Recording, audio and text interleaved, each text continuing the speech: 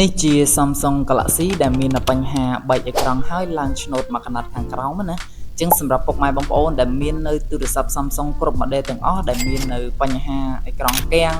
ថាច់អត់ដើរបញ្ហាបែកអេក្រង់ឡើងឆ្នូតឬមួយក៏អេក្រង់ឡើងពណ៌ផ្សេងណាមួយនោះពុកម៉ែបងប្អូនអាចអញ្ជើញមកទទួលសេវាកម្មជួសជុលនៅហាង Camco Fix Mobile Service របស់យើងទាំងពីរសាខាផងដែរដោយសាខាទី1យើងមាននៅជាប់រង្វង់មូល stop Camco និងសាខាទី2យើងមាននៅជាប់រង្វង់មូល stop ទួលគោកនេះផ្ទាល់តែម្ដងចឹងសម្រាប់ការបងប្អូនមកទទួលសេវាកម្មជួសជុលនេះយើងឲ្យបងប្អូនរងចាំត្រឹមរយៈពេល15ទៅ30នាទីតែប៉ុណ្ណោះ